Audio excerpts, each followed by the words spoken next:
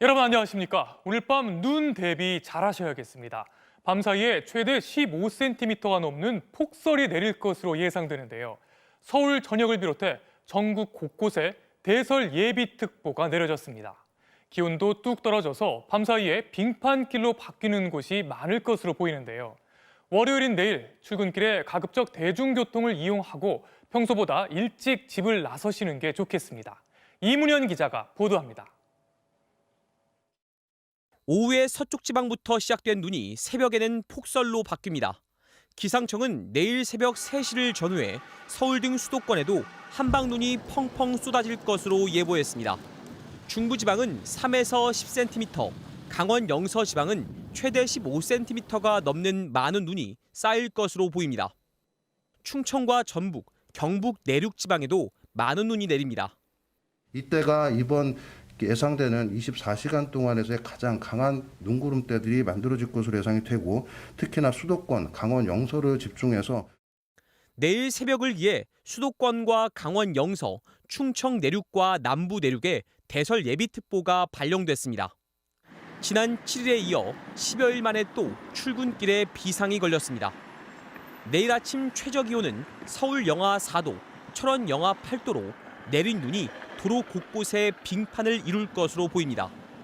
기상청은 남구 북저형 기압 배치에서 서해상의 따뜻한 공기가 한반도 상공의 찬 공기와 부딪혀 강한 눈구름이 발달해 내일 낮까지 폭설을 쏟아낼 것으로 예보했습니다. 이번 눈은 내일 오후 서쪽 지방부터 그칠 전망입니다. 눈이 그친 뒤에는 일시적인 강추위가 찾아옵니다. 화요일인 모레 아침은 철원의 최저기온이 영하 19도, 서울은 영하 13도까지 떨어져 매우 춥겠습니다. 기상청은 이번 눈이 그친 뒤에도 다음 주에 또 한 차례 많은 눈이나 비가 예상된다고 말했습니다. MBC 뉴스 이문현입니다. 바깥은 벌써 기온이 많이 떨어졌다고 하는데요. 지금 눈 상황은 어떤지 거리로 나가보겠습니다. 서울 광화문에 취재 기자가 나가 있습니다. 홍익표 기자.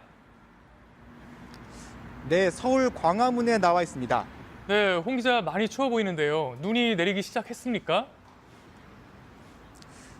네, 조금 전부터 작은 눈발이 조금씩 날리고 있습니다. 서울과 수도권 지역은 자정을 넘어서면 본격적으로 눈구름의 영향권에 들어설 텐데요. 이에 더해 지금 매우 춥습니다. 현재 이곳 서울 종로구의 기온은 영하 3도로 체감온도는 영하 7도까지 떨어져 있는데요. 새벽에 내릴 큰 눈, 크게 떨어진 기온 때문에 당국도 제설 작업을 제대로 하겠다며 만반의 준비를 하고 있습니다. 서울시는 오늘 정오부터 제설 비상근무 1단계를 발동했고, 저녁 6시에는 2단계로 상향 조정했습니다. 우선 제설 차량 817대가 주요 간선도로 등에 전진 배치됐고요. 도로에 눈을 퍼담을 로더와 덤프트럭 등 장비 250여 대도 대기하고 있습니다. 시 자치구 산하기관 등에서 모두 8천여 명의 인력이 자리를 지키고 있습니다. 저희 취재진이 오늘 낮부터 제설 작업 준비 상황을 둘러봤는데요. 눈이 올 때마다 차가 올라가지 못한 언덕길에는 이미 제설제를 뿌렸고, 자동으로 제설제가 분사되는 장치도 가동해놨습니다.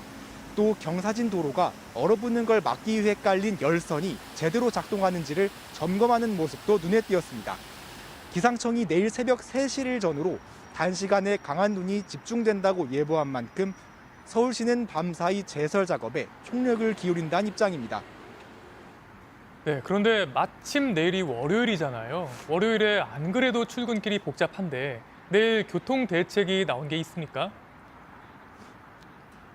네, 밤사이 길이 얼어붙게 되면 아무래도 휴일인 오늘보다는 내일 출근길이 걱정인데요. 서울시와 경찰도 교통 혼잡이 빚어질 경우에 대비해 추가 대책 마련에 나섰습니다. 우선 서울, 경기, 인천시는 내일 출근 시간대 지하철을 증편해 운행하기로 하고, 시내버스와 지하철 집중 배차 시간을 30분 늘려서 불편을 최소화하기로 했습니다. 서울시의 요청을 받은 경찰은 언덕길과 경사로 등 교통 혼잡에 취약한 220여 곳에 교통경찰을 배치하고, 많은 눈이 집중되는 곳이 있으면 교통을 통제할 계획입니다. 내일 아침 출근길 얼어붙을 가능성이 큰데요. 자가용 이용은 가급적 자제하시고 운전할 경우 사고에 특히 유의하셔야겠습니다. 네, 홍 기자 추운데 수고 많았습니다. 서울 광화문에 나가 있는 홍의표 기자였습니다. 다음은 코로나19 소식 알아보겠습니다. 새 확진자는 엿새 연속 500명대를 기록했습니다. 일단 급격한 확산세는 막은 만큼 다시 폭증하지 않도록 잘 잡는 게 중요할 텐데요. 내일부터 풀리는 게 많죠. 헬스장과 노래방이 다시 문을 열고 카페 매장에서 커피를 마실 수 있게 되는데요. 방역당국은 방역 수칙을 잘 지키는지 점검을 강화하기로 했습니다. 정도훈 기자가 취재했습니다. 오늘날 서울의 한 헬스장, 직원들이 소독약을 뿌려가며 운동기구들을 일일이 닦아냅니다. 문을 닫은 지 42일 만인 내일부터 영업 제한 조치가 풀리면서 고객 맞을 준비를 하고 있는 겁니다. 쌓였던 먼지나 환기적인 부분을 좀 해결하려고 청소하러 나왔어요. 그동안의 손실이 너무 크기 때문에 회복하는 데 시간이 몇 년 걸리지 않을까 생각이 됩니다. 매장 내 취식이 가능해진 카페들도 한켠에 미뤄뒀던 탁자 등을 다시 배치했습니다. 콜 장사를 하게 되고 손님들 다시 여기서 이야기하는 모습이라도 물론 그 제한적이겠지만 어떻게 보면 좀 새로 오픈하는 느낌이 들 정도예요. 밤 9시까지로 제한되지만 내일부터 영업을 재개하는 다중이용시설은 헬스장과 당구장, 노래방 등 수도권에만 11만 2천 곳이 넘습니다. 종교시설의 일부 대면 예배도 가능합니다. 하지만 불안감은 여전합니다.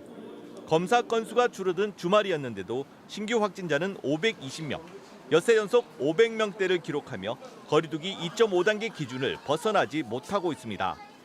따라서 정부는 영업이 재개되는 다중이용시설의 인원 제한 등 방역 수칙이 잘 지켜지는지 점검을 강화하기로 했습니다. 신고 면적 8m 제곱당 1명의 인원만이 이용 가능하며 출입문 등의 이용 가능 인원을 게시하셔야 합니다. 특히 대구와 경주 등 일부 지자체가 밤 9시까지인 영업 제한 시간을 일부 완화하려는 움직임에 대해선 사전 협의가 없었다며 공동 노력을 촉구할 것이라고 강조했습니다. 방역당국은 한 주 평균 확진자 규모는 지난달 말에 절반 수준으로 떨어지는 등 3차 유행이 극명한 감소세라고 밝혔습니다. 다만 거리두기 단계나 5인 이상 모임 금지 조치를 설 연휴 때까지 연장할지는 앞으로 2주간 유행 상황을 봐가며 결정하겠다고 신중한 입장을 보였습니다. MBC 뉴스 정동훈입니다. 그런데 이런 교회도 있습니다. 계속되는 대면 예배로 폐쇄 명령을 받은 부산의 세계로 교회가 오늘도 대면 예배를 강행했습니다. 인근 주민들까지 나서서 예배 중단을 촉구했지만 소용이 없었다고 하는데요. 방역당국은 추가 고발을 검토하고 있습니다. 박준호 기자가 보도합니다. 부산 강서구에 있는 세계로 교회입니다. 마당 잔디밭에 2m 남짓한 거리를 두고 의자가 놓였고 교인들이 자리를 채웠습니다. 야외 대면 예배에 참석한 인원은 200여 명. 종교의 자유를 침해당해서는 안 된다며 대면 예배를 강행했습니다. 지난 화요일 내려진 당국의 폐쇄 명령을 정면으로 위반한 겁니다. 정규 예배가 코로나19 확산의 원인이라는 증거를 제시하지 못하고 있기 때문에 우리는 정규 예배를 계속 드릴 수밖에 없습니다. 교회 측은 예배를 전면 금지하는 방역 수칙은 비과학적이라고 주장하면서 감염 가능성만으로 교회를 폐쇄한다면 지하철과 직장, 대형 마트 등도 전부 문을 닫아야 한다고 주장했습니다. 인근 주민들이 교회 앞에서 예배 중단을 촉구했지만 소용이 없었습니다. 종교 지도자가 좀 안 따라주면 어떻게 되노 이 세상이? 이 교회는 지난해부터 대면 예배를 강행하면서 이미 7차례나 고발당했습니다. 그리고 또다시 비대면 예배와 50인 이상 야외 모임 금지 규정을 어겼습니다. 방역당국은 곧바로 강력한 조치를 취하겠다고 밝혔습니다. 200명 이상 참석했기 때문에 방역수칙 위반으로 보고 고발 등을 포함해서 다각도로 처벌할 수 있는 검토하고 있습니다. 이미 법원은 예배 장소와 방식을 제한하는 게 종교의 본질적 구분을 침해하지 않는다는 판결을 내렸습니다. 하지만 교회 측은 거리나 바닷가에서 모여 대면 예배를 강행하겠다고 맞서며 헌법 소원까지 내겠다는 입장이어서 갈등은 계속될 전망입니다. MBC 뉴스 박준호입니다. 오늘 새벽에 부산 앞바다에서 큰 불길이 치솟았습니다. 정박 중이던 대형 유조선에서 불이 난 건데요. 4시간 만에 가까스로 불길을 잡았지만 안타까운 인명피해가 났습니다. 김수근 기자가 보도합니다. 부산 앞바다에 떠있는 유조선. 선미 부근에서 불길과 함께 연기가 피어오릅니다. 연기를 뚫고 배 위로 올라간 소방대원들이 서둘러 배 안쪽으로 들어갑니다. 오늘 새벽 4시 반쯤 부산 남해항에 정박 중이던 1,600톤급 유조선에서 불이 나 4시간 만에 꺼졌습니다. 이 불로 미얀마 국적 선원 37살 A씨가 숨졌고 화재 진압을 시도하던 기관장 66살 B씨가 의식을 잃고 병원으로 옮겨져 치료를 받고 있습니다. 해양경찰관 3명도 연기를 흡입하거나 어깨를 다치는 부상을 입었습니다. 다른 승선원 4명은 무사히 구조됐습니다. 기관실 쪽에서 연기가 많이 났기 때문에 기관실에서 화재가 난 걸로 추정이 되는데 해경은 승선원을 상대로 정확한 화재 원인을 조사하고 있습니다. 공장 건물 안쪽에서 시뻘건 불길이 계속 피어오릅니다. 소방대원들이 계속 물을 뿌려도 쉽게 불길이 잡히지 않습니다. 시커먼 연기가 일대 하늘을 뒤덮으면서 주변은 마치 저녁처럼 어두워졌습니다. 오늘 낮 1시 40분쯤 울산 북구 시래동의 한 농기구 부품 공장에서 불이 나 2시간 만에 꺼졌습니다. 화재 당시 직원들이 근무하지 않아 인명피해는 없었지만 990제곱미터 크기의 공장 건물이 모두 불에 탔고 인근 야산으로 불이 번지기도 했습니다. 소방당국은 공장 관계자를 상대로 정확한 화재 원인을 조사하고 있습니다. 비슷한 시간 울산 울주군 범서읍의 한 아파트 13층에서도 불이 나 주민 1명이 화상을 입었고 오후 3시 40분쯤에는 강원도 동해시의 야산에서 원인을 알 수 없는 불이 나 임야 0.3헥타르가 소실됐습니다. MBC 뉴스 김수근입니다. 박근혜 전 대통령과 최서원 씨에게 뇌물을 준 혐의를 받는 삼성전자 이재용 부회장에 대한 파기환송심 선고가 내일입니다. 사실상 징역 5년 이상 실형이 불가피한데요. 파기환송심 재판부가 준법 경영 의지를 보이면 양형에 반영하겠다고 했기 때문에 삼성준법감시위원회 설치와 운영이 양형에 큰 변수가 될 수 있습니다. 임현주 기자입니다. 대법원이 이재용 삼성전자 부회장 사건을 다시 판단하라고 돌려보낸 건 2심보다 뇌물액이 늘었기 때문입니다. 이재용 등이 피고인 최서원에게 제공한 뇌물은 말들이라고 보아야 합니다. 경영권 승계를 위한 청탁 목적으로 박근혜 전 대통령과 비선실세 최서원 씨 측에 건넨 말 3마리 구입비 34억 원과 동계 스포츠 영재센터 후원금 16억 원 등 50억 원도 뇌물로 인정해야 한다는 겁니다. 이렇게 되면 회사 돈 횡령 혐의와 연결된 뇌물액은 총 86억 원, 업무상 횡령액이 50억 원 이상이면 5년 이상 징역형을 받는 만큼 집행유예가 아닌 실형이 불가피합니다. 하지만 파기환송심 재판부는 준법 경영 의지를 보이면 양형에 반영하겠다며 삼성준법감시위원회 운영을 권고했습니다. 이렇게 만들어진 준법감시위의 권유에 따라 이재용 부회장은 대국민 사과도 했습니다.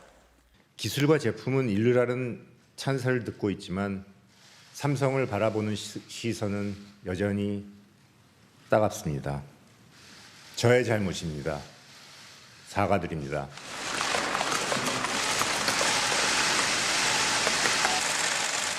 박영수 특별검사팀은 이 부회장을 집행유예로 풀어주려는 예단을 드러낸 것이라고 비판하며 재판부 교체를 요구했지만 받아들여지지 않았습니다.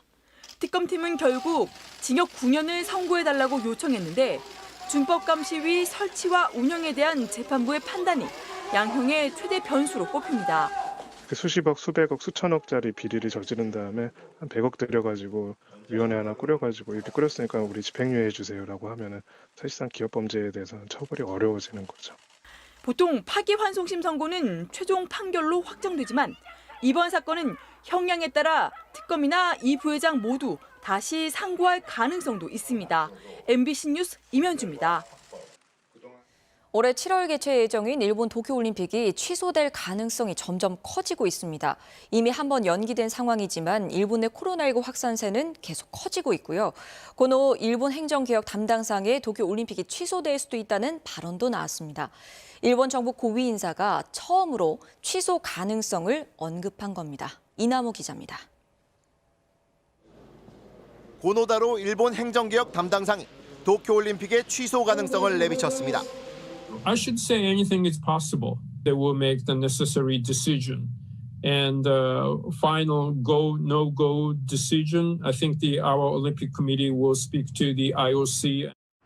무관중 개최나 경기장 변경 등을 포함해 모든 대안을 검토하겠지만 최악의 경우 올림픽 개최를 포기할 수도 있다는 겁니다. 일본 정부 강요가 올림픽 개최 취소 여부를 공개적으로 언급한 건 이번이 처음입니다. 또 다른 선택지인 올림픽 재연기에 대해선 도쿄올림픽 조직위원장이 절대 불가라고 못 박았습니다. 파문이 일자 정부 대변인인 가토 관방장관은 올림픽 개최 방침엔 변함이 없다며 진화에 나섰습니다. 今年場所もスケジュールも決まってるわけでありますから、それに向かって関係者の方々もですね、今この感染の対策を含めてですね、今大変準備に取り組んでいただいているとこういう状況であります。 하지만 코로나19 신규 확진자가 이틀 연속 7천 명을 웃도는 가운데 약 200일 앞으로 다가온 올림픽 개최에 대한 회의론은 갈수록 높아지고 있습니다. 교도통신의 최근 여론조사에선 응답자의 80%가 올림픽을 재연기하거나 취소하는 등 재검토를 주장했습니다.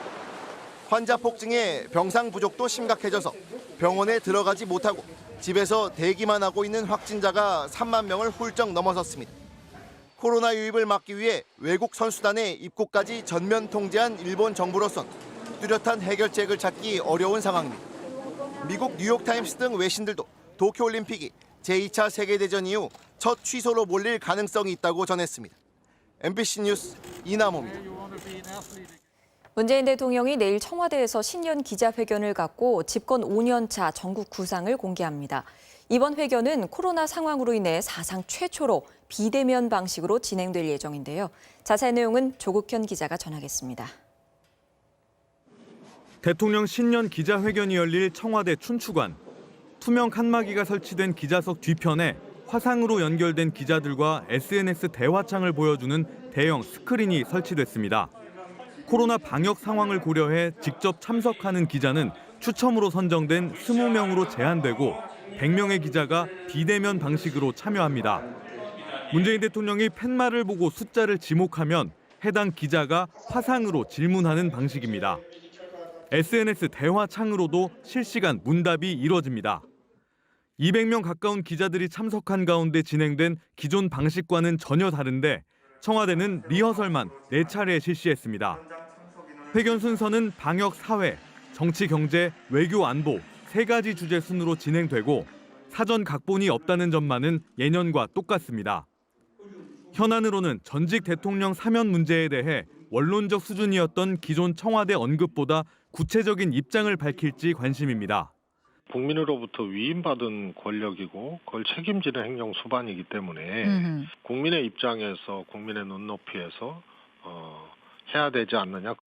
문 대통령이 앞서 송구하다고 밝힌 부동산 문제에 대한 해법이 관심을 모으고 있고 검찰총장과의 갈등 문제를 두고도 2년 연속 질문이 예상됩니다. 임기 말 남북 정상회담 여부와 북미 관계 개선, 한일 관계 해법 구상도 주목됩니다. 문 대통령이 생중계로 기자들과 질의응답을 갖는 건 취임 3주년 연설 이후 8개월 만이며 취임 후 8번째입니다. MBC 뉴스 조국현입니다. 배우 윤여정 씨가 미국에서 여우조연상 10일관왕에 오르며 한국인 최초 오스카 수상이라는 새로운 역사를 쓸지 기대를 모으는 영화가 있는데요. 바로 한국계 미국인 정이삭 감독의 영화 미나리입니다. 감독의 경험을 바탕으로 미국으로 이민 간 한인 가정의 이야기를 담았습니다. 평론가들의 공감을 받으며 가장 미국적인 영화라는 평을 받고 있습니다. 전동혁 기자입니다. 척박한 땅에서도 푸르게 자라는 미나리처럼 희망을 찾아 미국 시골 마을로 이민 간 한국인 가족의 이야기 영화 미나리. 아빠는 빅 가든 하나 만들 거야. 감독과 배우들이 모두 한국계 미국인이고 한국어 대사가 많지만 브래드 피트가 제작한 엄연한 미국 영화입니다. 어느 나라에서 왔든 1980년대 미국 이민자라면 겪었을 현실적 일들을 보편적 감성으로 풀어내 가장 미국적인 영화라는 평가를 받고 있습니다. To write down a lot of memories that I have from when I was around Alan's age and growing up on a farm in Arkansas. 지난해 미국 선댄스 영화제를 시작으로 각종 영화제에서 수상 기록을 계속 써내려 나가는 중인데 특히 윤여정 씨가 사위와 딸의 이민 생활에 힘을 주는 한국 할머니로 열연해 이미 11개의 여우조연상을 수상했습니다. 미국 애들은 할머니랑 같이 방 쓰는 거 싫어한다던데. 쟤는 안 그래요. 한국애니까. 그런데 다음 달 골든글로브 상에는 영어 대사의 비중이 50%가 안 된다는 이유로 작품상이 아닌 외국어 영화상 후보로 등록됐습니다. 그러자 아시아계와 아프리카계 감독과 배우들이 언어를 기준으로 국적을 가르는 것은 시대와 맞지 않는 차별이라며 비판하고 나섰습니다. 수많은 이민자들이 함께 고생해서 만든 나라라는 점을 본다면 현재 할리우드가 좀 고민하고 있는 정말 다양한 사람들의 이야기를 다음 달 미국 공식 개봉을 앞둔 미나리가 보통 미국인들의 공감을 불러올지 기대가 커지고 있습니다. MBC 뉴스 전동혁입니다. 오늘 뉴스데스크가 끝나고 곧바로 방송되는 탐사기 스트레이트에서는 13년 전 노동자 14명이 잇따라 사망해 죽음의 공장으로 불리던 한국타이어에서 지금도 여전히 노동자들이 죽거나 다치는 실태를 고발합니다. 유해 화학물질을 아무 보호장구 없이 맨손으로 사용하는 공장, 노동조합 선거에 노골적으로 개입하는 사측의 불법 행위를 고발하고 중대재해처벌법의 문제점도 짚어봅니다.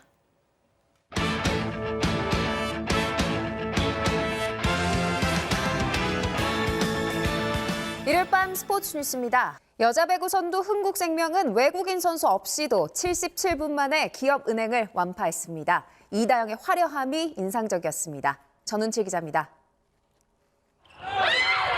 1세트 초반부터 재치 있는 2단 공격으로 허를 찌른 이다영. 기업은행이 무더기 범실로 우왕좌왕하자 김세영과 이주아를 활용한 속공으로 상대를 흔들었습니다. 기업은행이 추격 의지를 보이면 직접 블로킹으로 맥을 끊기도 했고 절묘한 서브 득점도 선보였습니다. 수비 과정에서 동료와 충돌하는 아찔한 장면이 나오기도 했지만 다행히 큰 부상은 피했고 이후 넘치는 공격 본능까지 과시하며 팀의 3연승을 이끌었습니다. 김연경과 이재영도 나란히 16점을 올린 흥국생명은 외국인 선수 없이도 77분 만에 3대0 승리를 거뒀습니다. 흥국생명은 이번 시즌 기업은행과의 4차례 맞대결에서 한 세트도 내주지 않고 압도했습니다. 남자부 현대캐피탈은 5세트 접전 끝에 한국전력을 꺾고 2연승을 기록했습니다. MBC 뉴스 전은칠입니다. NBA 브루클린으로 이적해 화제를 모았던 제임스 하든이 첫 경기부터 특급 활약을 펼쳤습니다.